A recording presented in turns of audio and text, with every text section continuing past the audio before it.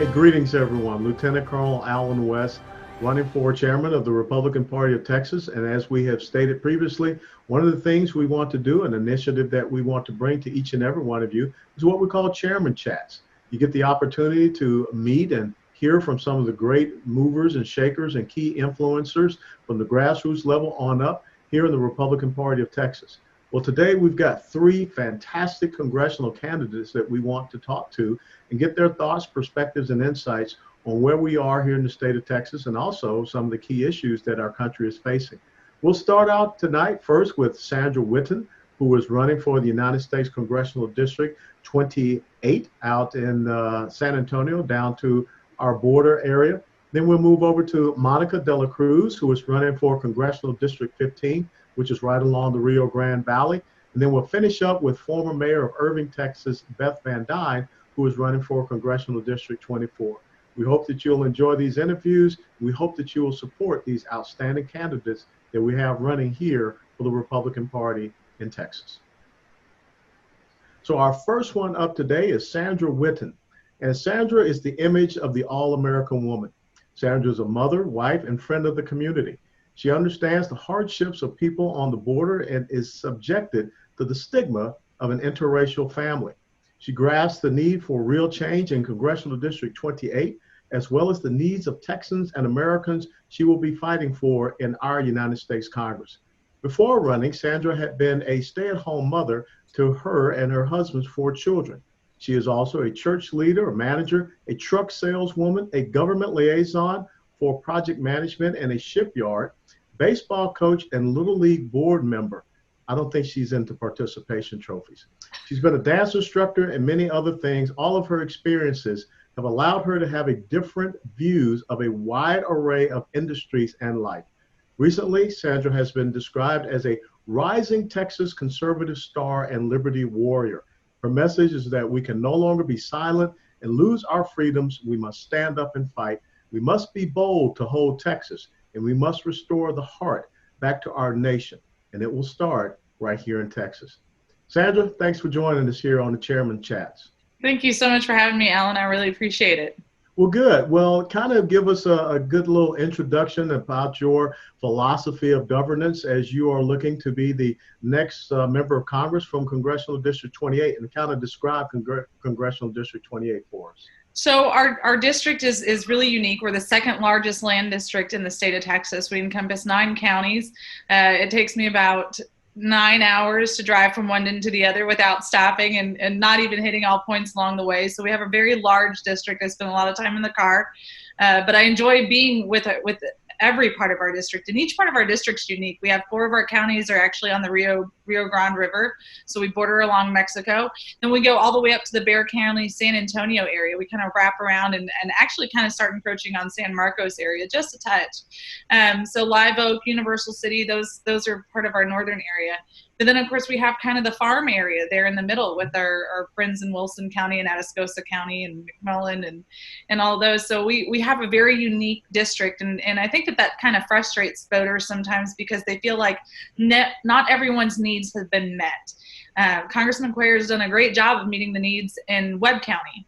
But when you look at the other 8 counties that we have, they feel completely neglected and abandoned by him. Even here along the border, they say that they just don't have a voice. And that's exactly what they say up in the northern part of our district and in the central part of our district. They don't have a voice. So that's exactly what I want to be. I want to be their voice. I want them to know that this is not the Sandra Whitten show like it's been the Henry Cuellar show. This is the District 28 show. This is all about the people. Well, interestingly enough, you have brought up the current incumbent Democrat, Representative Henry Cuellar, who would, some would consider a conservative, old blue dog Democrat. He was someone that I served with when I was in Congress. He's kind of a do no harm kind of guy. So what really differentiates you from Congressman Cuellar, other than the fact that you have many of these other counties outside of Webb County that say they don't get the opportunity to be able to interact with him? Well, I think that the problem is that Congressman Cuellar he kind of is a little bit wishy-washy. his track record here recently is that he's been about 60% of the time with President Trump in terms of voting records. So as a conservative, that's something that we should rejoice about. But when you start looking about his party and about how his party's abandoned him, he is one of the last conservative, if you will, Democrats. And really that's a shame for the Democrat Party. When you know that the Democrat national chairman's been saying, hey, we don't want anybody who doesn't agree with abortions as part of our party any longer. Like, those are things that you have to take into consideration when you continually vote for Democrats. This isn't about one Democrat. This is about the entire picture. Right now, everyone's losing their mind over Chuck Schumer and Nancy Pelosi. Well, the more Democrats that we have in the House of Representatives, the longer Nancy Pelosi is going to sit on her throne. And that's exactly how she treats it. We see how Cuellar and Nancy Pelosi are incredibly close. She came down here and really pushed him over the edge. Cuellar only won by 3%, in all honesty, against Jessica Cisneros, which is a screaming liberal. I mean, she's a radical socialist, and you have to wonder, are people really that sick and tired of Henry Cuellar, or are they really that liberal down here? And living in this district for 11 years, I can tell you that their hearts are very conservative. They're very pro-life, they're very pro-gun, pro-God, and they want to work and those kinds of things. So I really don't think that it's that they want to embrace socialism. I think that it's really that they're ready for a change. Now, you bring up a great point. You have several of your counties that are right there along the border, and we know that border security and illegal immigration is a very huge issue for the state of Texas. And as I did the demographics, 78.5% of your congressional district that you are seeking to represent is Hispanic. So how do you take that message of strong conservative values? Because you're right, I believe that when it comes to faith and family, individual responsibility, small business entrepreneurship, the minority communities align with us. How are you able to get your message out? The big thing is that I think this is something that you can kind of appreciate also, we try to completely keep color off of the table. I've had a lot of people, especially towards the beginning of my race, when I first started coming out and saying, hey, I want to be the voice for District 28. And, people would start throwing up those demographics. And in fact, here in Laredo, it's about 96% Hispanic. And finally, someone said, who are you to speak for Hispanic values? You're not a Hispanic woman. You have no idea what I face. And I said, well, I personally do not, but who are you to tell me I can't speak up for my daughter? My children are Hispanic. So it's insulting to us as an interracial family for people to say I have no right to speak for Hispanics' needs or values or anything else, because those are my children's values. They're the same values that we instill. And Alan, you've got the same thing. Neither one of us are the same color either, but we share the exact same values. So, I feel like when we keep bringing it up in terms of, oh, well, they can't speak for me because we don't have the same skin tone, we're going back 70 years instead of realizing that we're creating this problem instead of moving through it, moving past it. So with that being said, I just get out there and I hit the door running. I've always been very open. I'm not big in speaking Spanish. I'm absolutely terrible at it, but I give it my best effort.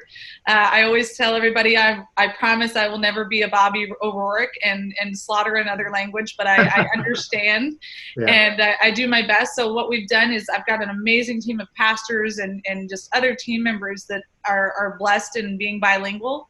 So they're always with me whenever I'm on the road, and especially in the Hispanic culture areas, like down here on the border, they're right by my side. They translate everything word for word for me on what I can't understand, and then they just relay my message. And so we've really been blessed to have an amazing Hispanic team come up beside us. Let's talk about this current issue with COVID-19 and its effect on small businesses and the economy. I know that there in Laredo, if I'm correct, you have to go outside, you have to have on a mask and everything, or else they may fine you. What do you see as some of the effects on small businesses there? We know that we have this opportunity to do something with the CARES Act. Is that going to help some of the small businesses, or are we going to see some down there in Congressional District 28 that aren't going to be able to survive? I'm really concerned. I've got a couple of several business owners throughout the entire district that I've really become close friends with throughout this process, and some that, of course, I knew before even deciding to run.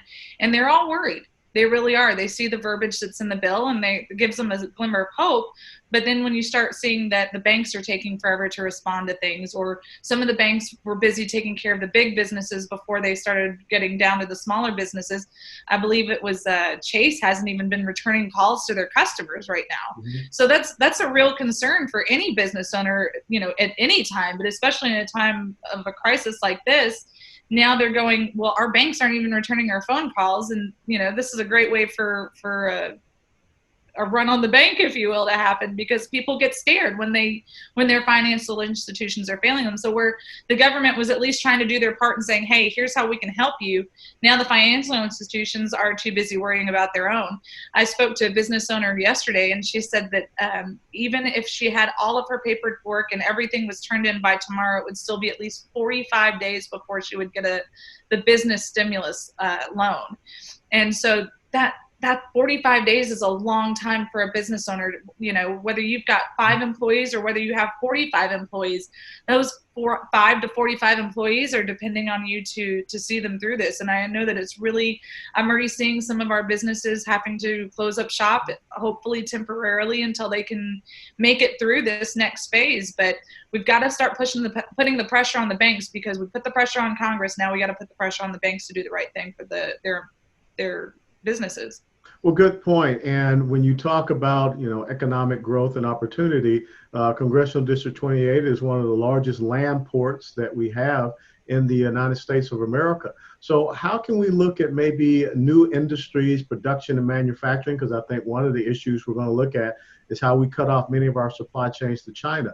Is there an opportunity for bringing more production, manufacturing, and other industries there to Congressional District 28? Absolutely. I mean, and this is without even taking away from our oil field or oil and gas industry or our farming and agricultural industry. We here in District 28, here in Laredo specifically, we have a lot of very empty, huge warehouses. Those could easily be converted into manufacturing facilities. And now we're cutting out, if you will, the middleman of having to get the import-export tax being paid, because we're taking care of the manufacturing right here in the United States, which means we're also employing U.S. citizens, which means we're helping our economy grow. Right now, the big craze, you've seen it all over Facebook, is, after this is all over, I want to start seeing everything made in the USA. Yeah. And that's something that President Trump has been very vocal about as well for the last 4 years. He wants more things made in America. You go to small town USA and they all say the same thing. And I think that it's something that we've got to bring back. We can't allow our dependency to be on China or India or any of the other countries. We need to be able to self-sustain our United States of America and then be able to help other countries, not the other way around like we have been doing. Illegal immigration, big issue for you down there in Congressional District 28. How do you stand on securing that border? I know that you have a personal relationship when it comes to our Border Patrol. Are we doing the right thing to support our Border Patrol there in Congressional District 28? Absolutely not. They need so much more support. They need more manpower. They need more supplies. They need more. They just need their pay restored. Back in 2013, I believe it was when Obama shut down the government, and Border Patrol went without pay, and many others did as well. But all the other agencies got all of their pay back. They had full restoration of pay, but Border Patrol actually lost pay, and they never got some of it back. They lost FLASA, and there's another acronym that, of course, it's going to escape me now. But so they're still not getting the equal pay that, say, Customs is getting. Mm-hmm. And they're both doing very strenuous jobs, and they're on the same pay scale, but they're still not getting the same equal pay. We have the problem where Border Patrol agents are just undermanned. So now we're not paying them at their full capacity, and we're also not giving them enough staff. That's a real problem. Then we went into this idea of retention bonuses for them, and most of the agents looked at it as a slap in the face because it wasn't even what it was when they were coming in. Mm-hmm. So, and it's paid out quarterly, and it's like an extra $300 in their paycheck, and they're like, thanks for keeping us on board. But our men in green are so committed to the security that they're providing our country that they're doing that anyway. Are they frustrated? Are they fed up and feel like their congressman doesn't listen to them? Absolutely, every single day they are. So they're looking for a new option and a new answer. And I firmly believe that I have what it takes to bring what our Border Patrol needs and bring our security back up. I was just looking through the Border Patrol statistics again, because we live right here on the river. We've been hearing the helicopters flying a lot more than we're used to hearing them. Mm-hmm. We've been listening to gunfights again over in Mexico. They've been having a lot of gang wars and stuff like that. Just in this last week, there's been almost 100 people that have been smuggled in the back of 18-wheelers that have been caught at our checkpoint on 35. That's not to mention the other ones that have not been caught or have been caught in other places. So when we start looking at these numbers, we're talking about human beings. There's juveniles that were in these numbers as well. Not all of these people are from Mexico. That's a big stigma that the left likes to push, that we're talking about the Mexicans. No, these are coming from Guatemala and El Salvador and, all countries from South America. There's been big pushes to try and get people up here, especially now that Nancy Pelosi's throwing around her talk about just giving away more stimulus money to illegal aliens. Who wouldn't want to come for free money, right? So it's a pandemic, if you will, in that sense, because the border doesn't sleep. We say it all the time. It doesn't sleep, and it really doesn't. And it's just going to pick up as long as there's not going to be more casualties for them to have to deal with. Without a doubt, illegal immigration is an ongoing pandemic that we face. Okay, as we close out this interview, okay, you've been elected. You're the new member of Congress from Congressional District 28. What is really would be your first priority? What would be your first legislative priority and emphasis? Human trafficking is really that's my big baby right now, is really securing that border and sex trafficking. Yeah, and sex trafficking. I mean, we've got to do something. We have all of our counties suffer with it. And the thing is it's not just District 28's problem. It's not just the Texas border or the Mexico-U.S. border. This goes all the way up. You start getting into drugs and things like that also. You can buy a pound of, marijuana, if you will, here for, or whatever it is, for $800. You get halfway up the country, it doubles in price. You go all the way up towards New York and it triples in price. So, these are more problems that are being created because we're not doing anything to secure our southern border. We're not doing anything to help people like Chip Roy pass HR 1700, where we're calling these cartels exactly what they are, which is terrorist organizations. They're terrorizing the people of Mexico, which in turn is terrorizing the people of the United States of America. So we've got to get this border taken care of because the entire country is affected by it. Well, a lot of people don't realize that Texas is the #1 state in the United States of America for human and sex trafficking, and Dallas and Houston are the 2 top cities in the #1 state. So I am so pleased to hear that would be one of the first things that you would want to tackle, because that's really important. And I'm sure that's part of you being a mother. You don't want to see any of our young kids being trafficked and sold into sex slavery and the sex trade as we have. Okay, before we head out of here, tell everyone your website and how they can support you and be in contact with your campaign. So you can follow us on Facebook at Sandra for Texas, our website, sandrafortexas.com, and you can click contribute now on the website, and we would take any donations. We greatly appreciate your support. Thank you so much for having us on here. Hey, my pleasure, and you'll see me down there to give you a boost as much as I possibly can. Okay, Sandra? Awesome, I appreciate it. Thank you. Folks, that was Sandra Whitten. She is the Republican nominee for Congressional District 28. Sandra, thanks so much for your time. All righty. Bye-bye. Bye now. That was U.S. Congressional District 28 candidate Sandra Whitten. Hopefully you enjoyed that incredible interview and that you will get the opportunity to support her. Next, we have Monica De La Cruz, who is running down in the Rio Grande Valley area in Congressional District 15. The congressional candidate for Texas Congressional District 15 joining us now, Monica De La Cruz-Hernandez. Monica was born in San Benito, Texas, and spent her childhood growing up in the border town of Brownsville, Texas. Monica and her brother were raised by a single mom, Norma Alicia.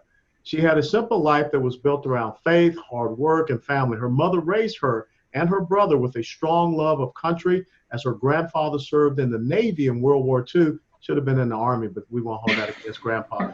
And her brother served honorably 20 years in the Air Force. Come on, where's the Army love?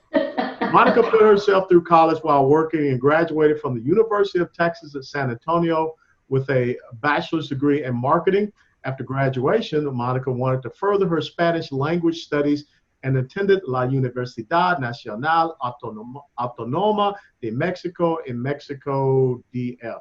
And you have to explain what that is. Monica started her career at Turner Entertainment, and I know Turner Entertainment very well. I was born and raised in Atlanta and worked for the Cartoon Network and TNT Latin America. After her time in Atlanta, Monica spent some time in Europe, before returning to her home state of Texas. She spent 8 years with New York Life before opening her own State Farm agency. She has 10 years of success with her State Farm agency and has achieved President's Club status in her company. It's a great honor as it recognizes the top 50 agents out of 20,000 nationwide. Since then, Monica has opened up 2 more successful businesses along with her husband. Monica, it's a pleasure. Thank you for joining us here on Chairman Chats. Thank you so much for having me. I've been looking forward to this. This is fantastic. So tell us a little bit about, down there in Brownsville, Texas, and your race for Congressional District 15, because I know that you still have a runoff to go through. That is correct. And let me share with you that I was born in Brownsville. Brownsville is a southern tip of the Rio Grande Valley, but it's actually in a different district. I'm on the north side of the district, or on the north side of the county, called Hidalgo. I live and work in the Edinburgh-McAllen area, and that's actually where I'm at. Yes. So yes, my husband and I have owned 3 small businesses, and I've been a small business owner for much of my life. And we jumped into the race on a special day, Veterans Day, November 11th. And it was right before the holidays. So we really didn't get fully engaged until right after Christmas in January. So I'm very proud of the work that my team did to win the popular vote in the primary. So we won the popular vote, but here in Texas, you need 51% in order to clinch the nomination. Well, now we're looking at possibly having that runoff because this COVID-19 crisis has really thrown a monkey wrench into things. Yes, sir, it has. So it was previously or initially scheduled for November, but due to the COVID crisis, it has now been pushed back to July 14th. So right now, if things go on track, we should have that July 14th. However, things have changed. There's much been unprecedented matters during this time. So God willing, it'll be in July 14th. That's what we're all praying for. Now, when you're being a small business owner, and we're seeing this pandemic crisis that we're going through, and we know that we have seen incredible collateral damage and effects on our small businesses. What are some of the challenges that you're facing as a small business owner right now? So my husband and I own 3 small businesses, and 2 of them are really susceptible to what is happening. And the one I worry about most is the one with all of my employees, or most of my employees, which is my insurance agency. See, what most people don't realize who don't own a small business is that this is your work family. I stay up at night. I worry about them just as I do my children, because really we're family, and we're a family that has been together for 10 years. So the challenges that we're having right now as a small business owners, number 1 is how can I keep my employees on full time so that they're receiving the income to keep their family life financially stable. Number 2, how do we keep our products so going out the door to maintain the sales that ultimately pay for the agency to stay afloat? And number 3, how do we retain our clients and for them not to lose interest in our product and to go to another product? So I would say that those are the 3 main topics for our small business owners, as well as those who've had to close down. And my insurance agency is considered an essential business. Mm-hmm. So I haven't had to close down fully, although it has had a big impact on my employees and my customers. So for those who've had to actually shut down their doors, they worry about how am I going to pay the bills ultimately to keep these doors or to reopen these doors once those times allow us to. Well, looking at the Rio Grande Valley there in Congressional District 15, how imperative is it for us to move on to the next phase, still making sure that we take the right precautions and stay healthy and stay safe? But we don't want to create a bigger crisis with the unemployment rate that we see in these small businesses going under. So how imperative is it that we move on and start to slowly, look at criteria to get some of these small businesses back open and getting people back to work? So that's a great question, because where I'm from is right on the border of Mexico. So we are on the border, and a lot of our business actually comes across.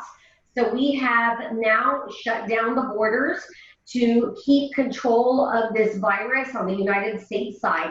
And so, of course, we have two challenges being on the borders. Number one, not only our small businesses are impacted, but we're also seeing the impact of not having our tourism that typically would come from Mexico over here, but as well from our United States citizens who do their tourism in Mexico. So there are many winter Texans, as you know, down in this area, who come from our northern states to get services and products from Mexico. And where they spend their money is right here on the border. So we're receiving devastation in two ways. Now, when we talk about the border, obviously border security is an important aspect. You know, going forward, you know, when we look at our Border Patrol agents, what can we do to improve their status? What can we do to make sure that they have all the needed resources to keep Texans, you know, because that is a pretty porous border, but to keep Texans safe and secure? So our Border Patrol really needs support. And what most people don't know is that our Border Patrol actually, and the work that they do, affects not only our border cities, but our state and our country, because this has a big impact on everything from the obvious, bringing people who are unwanted and who might have backgrounds that we frown upon, but also, you know, it also affects things that you and I are into right now, which is elections, right? Yeah. So this has many, many impacts on different levels. What our Border Patrol right now needs is they need your support or our support in different ways. We need to support our president, who strongly supports our Border Patrol agents. Unfortunately, with our current Congressman Vicente Gonzalez, he has not supported our current Border Patrol, and that is why I was able to receive the endorsement of our National Border Patrol Council. So right now what our Border Patrol is seeing is that there is an influx of drugs and human smuggling. Mm-hmm. So what the cartel is doing is they are seeing that we are right now, our eyes are on this virus, and they are trying to push through drugs and human smugglers. This past weekend, we had 550 pounds of marijuana that was captured on our borders, and we had a trailer full of human smugglers that were caught by our Border Patrol agents. So our Border Patrol agents are on the front lines, really protecting not only our border cities, but our entire nation, and we appreciate that. Well, you just mentioned your the Democrat congressman, the incumbent there, Vicente Gonzalez.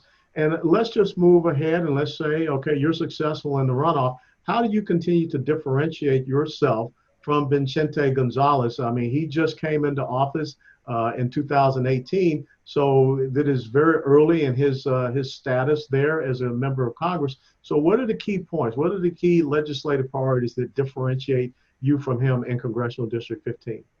Well, so the first thing is that I want to be the true people's voice in this district. This district starts in Hidalgo, which is where I'm from, the Edinburgh-McAllen area, and travels north up 281, ending on the north side in Guadalupe County.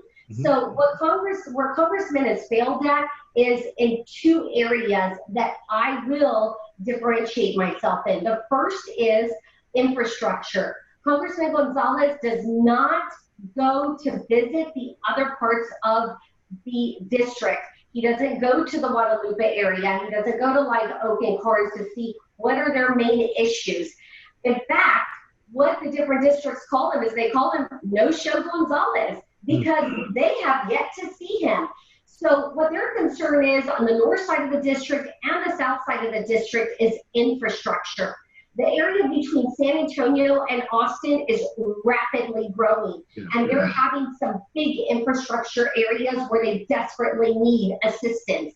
So Congressman Gonzalez has not been there for them. I have listened to the people there and spoken with the mayor and city's officials to see how can I help. They have a humongous dam issue over there, which is very important. Again, they have not received any help from their current congressperson. On the south side, we too have infrastructure problems. They're a little bit different because our issue down here is flooding.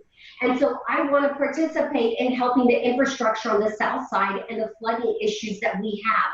Now, the second issue that's very important is something we touched upon, is supporting our Border Patrol and the illegal immigration that comes through our borders. Now, this really affects the entire district, but we have a profound effect, and where I see concern is in the Live Oak, Brooks County, and the Hogg County. The reason why is they say we have smugglers, human smugglers, coming into our ranches and farms, and they're destroying property. They're leaving illegal property, including drugs there. But here's the most disturbing part, Lieutenant, is that they are leaving small children that they are smuggling on people's ranches, dumping 7-year-old children. Why? Because their families in the countries that they come from have not paid up. So ranchers will find on their properties a young child just dumped there with no phone number, nowhere to go, scared. And these ranchers also found dead bodies right on their ranches.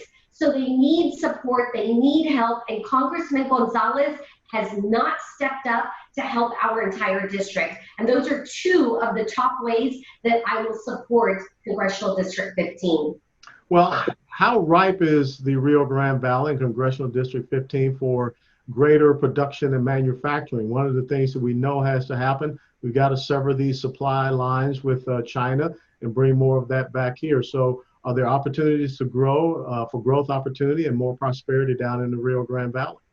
Oh, absolutely, absolutely. And the reason why is because we have a community here that has, number one, we're in Texas. So Texas is friendly to businesses. We want businesses over here to help us prosper as a state. The Rio Grande Valley also feels the same way, and we have a lower cost in per hour cost for employees. So if you have a business, if you have the option of taking your business to, let's say, California, where there's a lot of business restriction, there are higher salary wages and hourly wages, and we see what that has done to states like California. So when you produce a friendly environment, as the state of Texas has done, and the Rio Grande Valley has done, what that's going to allow is more businesses to look at us as the place where they want to put their manufacturing businesses. And the universities down here work with the city in conjunction to find out what is the need of the manufacturers. And we already have that experience because we have the maquiladoras in Mexico who already need specialized employees. So our universities and our community colleges are very good with the discussions of our local city leaders to make sure that those manufacturers who come down here have the employee base with the skill set that they need. Well, I have to tell you, Monica, this is one of those key congressional districts that I really believe with a lot of hard work and good effort and your perseverance, we could find ourselves seeing that district being flipped. Because when you think about our conservative principles and values that you definitely are representative of, you can really bring that back down there to the Rio Grande Valley and get people to understand that it is not about being a victim, but it's about being a victor, and especially growth, opportunity, prosperity, our strong families, our Judeo-Christian faith heritage, and our small business entrepreneurship. So as we wrap up this interview, tell everyone where they can find you, your website, and how they can follow and support you. Yes, thank you so much. And people can follow me on my Facebook page at Monica for Congress. That is the same for my Instagram and my Twitter account. Only difference on Twitter is it's Monica, the number 4, Congress. And they can find me on my website at monicaforcongress.us. Thank you for the opportunity to visit with you, and I look forward to seeing you in person soon. I look forward to being down there with you in the Rio Grande Valley. And Mr. Vicente Gonzalez has, he's got a hurricane on his hands, and we appreciate all that you're doing and all that you're going to do. So God bless you, Monica, and take care. Stay safe and stay healthy. Thank you. God bless you as well. Yes, ma'am. Ladies and gentlemen, that was Monica de la Cruz-Hernandez, candidate for Congressional District 15 down in the Rio Grande Valley. As she said, Brownsville, Hidalgo County, McAllen, and also up to Edinburgh. Thank you. That was Monica de la Cruz, who is running for United States Congress here in Texas, Congressional District number 15, down along the Rio Grande Valley. Please look her up on her website and find the means by which you can support her. Next, we'll have the former mayor of Irving, Texas, Beth Van Duyne, who is running in Congressional District 24, which is right up here in the Dallas-Fort Worth Metroplex area. And I want to give you a little of her background. Where else but the United States could a girl leave home at the age of 17, put herself through college, become the first female mayor of her hometown, and then be asked to serve America in a presidential administration? That's the American dream. And that's what Beth Van Duyne has lived her entire life. And that's why she's running for Congress, because she knows that people of the 24th Congressional District here in Texas, and they deserve to have that strong, principled voice in Congress. She's been asked, why is she running for public office? And I probably would ask her the same thing, knowing what it's like up there. But her answer is simple: my children. We live in a fragile time for our nation, our families, and the future of the American dream. Socialism is on the rise. Our border crisis has never been worse, and we face constant threats from hostile nations willing to use cyber attacks, nuclear weapons, and terrorist jihadism.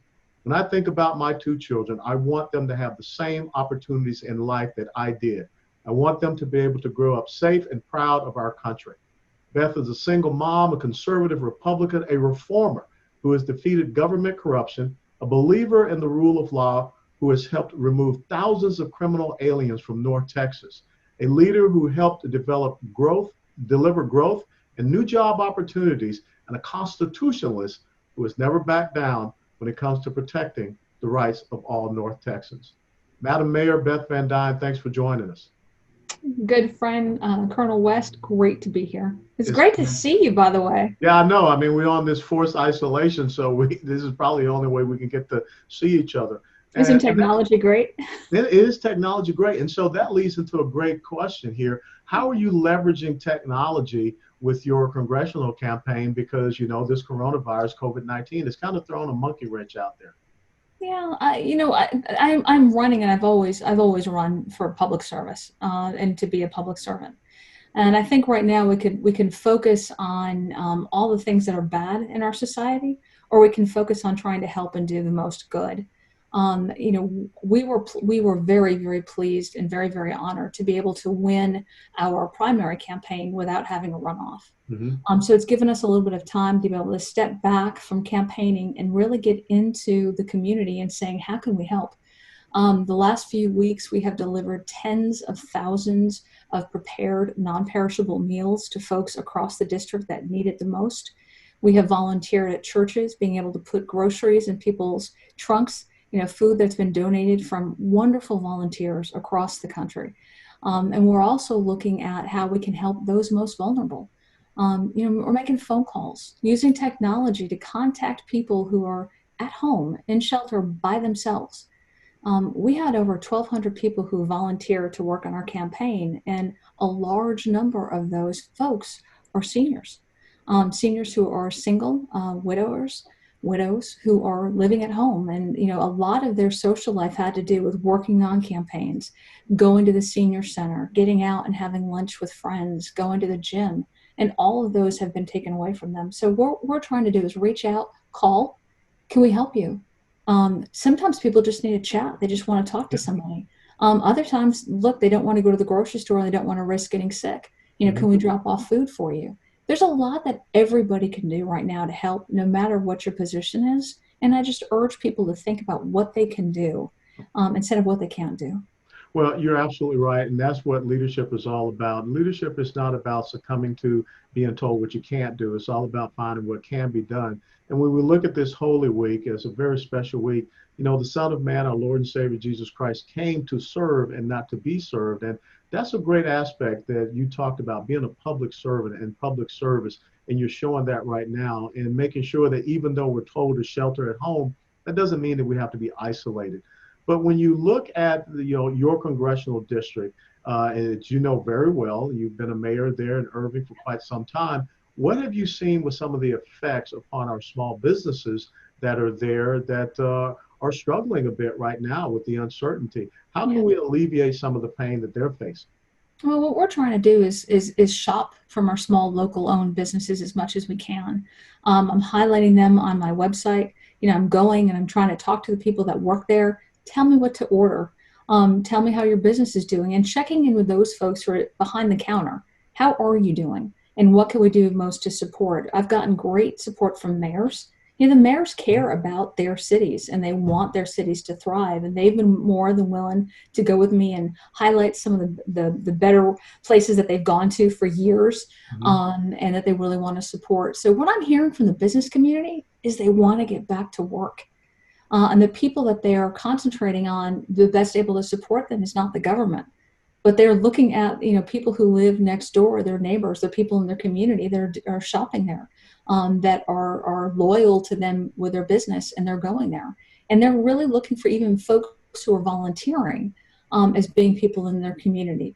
People who are donating are people in their community. And I think it's a great reflection of the resolve of Americans, of Texans, of North Texans, that when we need them the most, they're there. And I've seen that so much over the years, but especially in our greatest times of need. I tell you, when you look at your congressional district that you're running for in 24, you're right in the center of major growth, opportunity, prosperity here in North Texas. And we know that Texas is, you know, a fast growing state. And so you think about the demographics. What do you see as the big challenge for Congressional District 24 as we have this expansive growth that is coming to North Texas? I think what we're looking at, quite honestly, is trying to get out of the way of big government. We have a plan, and if you just kind of take the straps off of the regulations and the over-regulations, businesses know what they need to do, and they know who their clients are. I think what we need to do is support them in any way possible, visit them, spend money there, and also make sure that they have a reason to be able to hire. It's not going to be a public sector solution that brings our economy back. It's going to be the private sector being strong, being independent, and having the motivation of knowing that they can succeed, and us creating that type of an environment. I mean, you mentioned that, you know, North Texas is one of the fastest growing areas in the country. There's a reason for that. You know, in Texas, we are very supportive of economic development, and we try to do what we can to have a positive business community. And as a result, you see companies from all across the world, you know, coming and moving to North Texas and Texas, because they know that they can take advantage of those opportunities, and they bring folks with them hand over fist, which is why people want to come and they want to live here and they want to move here. Well, I will tell you that one of the things that you have to be commended for, and that I've just been astonished by in the 5.5 years that I've been here in Texas, is your courage, your character, your resolve, and your conviction. When I look at how you stood up against many different challenges with, you know, the Islamic jihadism that was trying to get a foothold there in the city of Irving, and then also your stand against illegal immigration. How can we continue to get better in the stance against illegal immigration, especially when you consider that Texas has become the #1 state for human and sex trafficking in the United States of America? I think we need to take it seriously. And I think, you know, examples such as this virus is a good thing to look at. There's going to be, let's face it, there's going to be test studies of what we did and what we didn't do for years to come. But if you think about what would have happened if this virus started in Mexico or in Canada, and we had the open borders that I'm hearing, you know, far left extremists push for, that would have been a real issue. We need to have folks who want to work, and we have plenty of those. What we need to be able to do is make sure that we are protecting our citizens and having safe streets. when we launched our criminal alien program in Irving, it was our 24/7 CAP program. What we did is we concentrated on folks who were here illegally that were committing crimes. And as a result, we had our police officers work hand in glove with federal law enforcement agents. And when we found people who were committing crimes, they were detained. We called ICE. If ICE interviewed them and determined that they were in the country illegally, they were deported.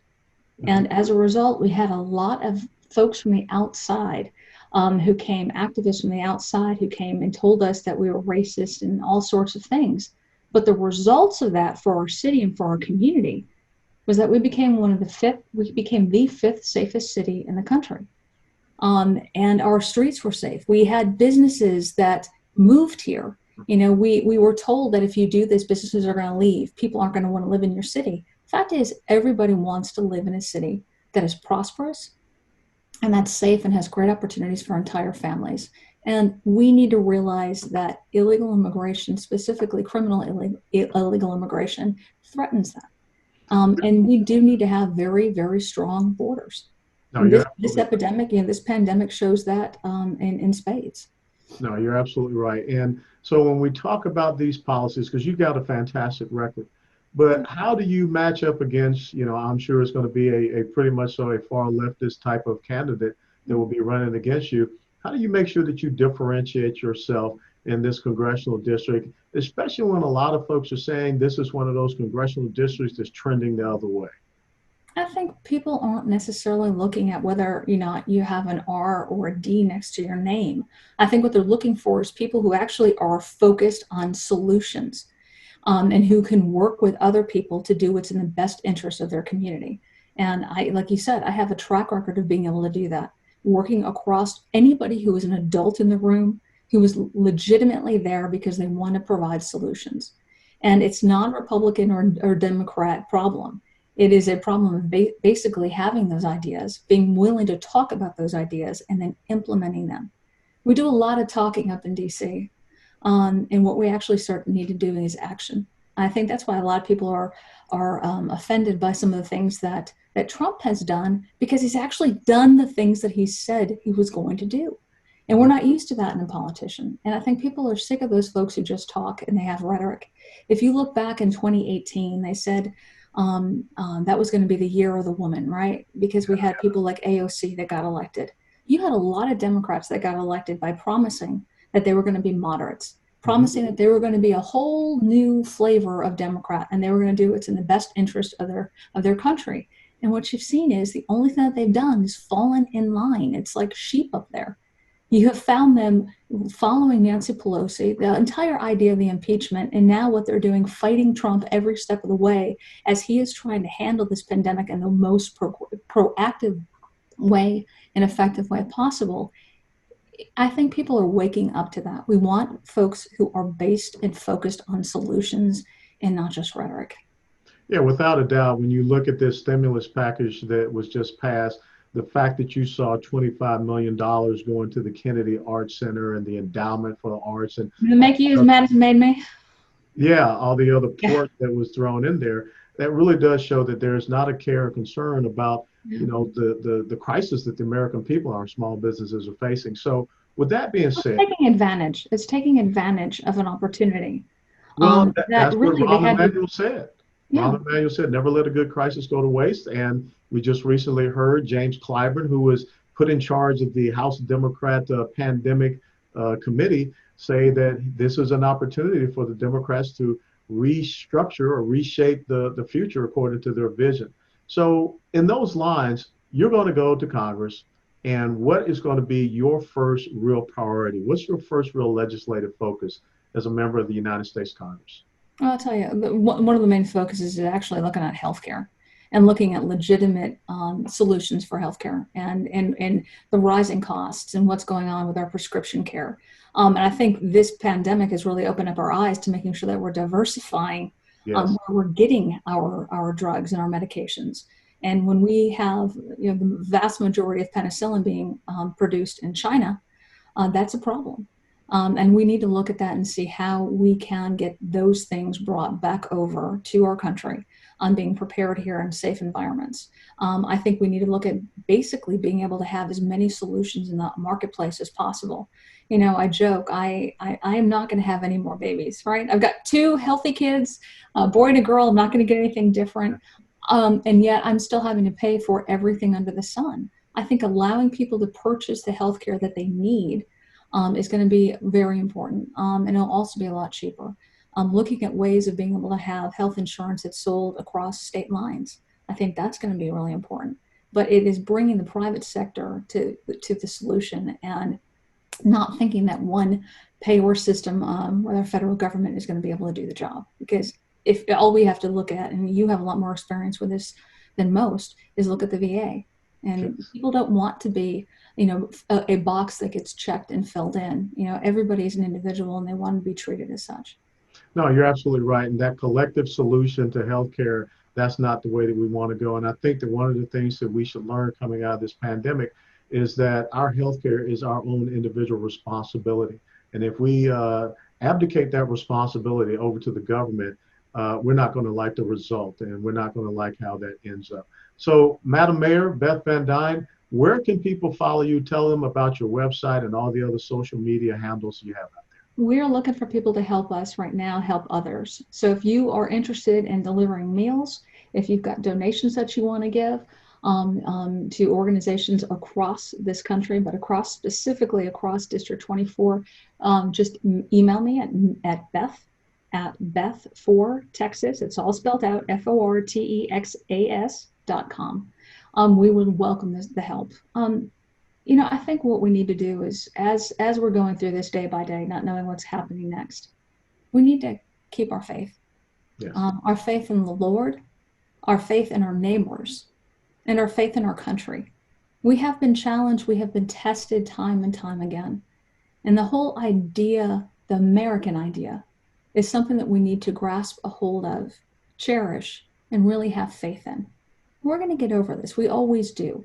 But whether or not we do it in a positive manner that we can look back on and be proud of, or whether or not we do it in a snipey manner, I think it's going to speak well, and it will be very reflective of the type of culture that we have.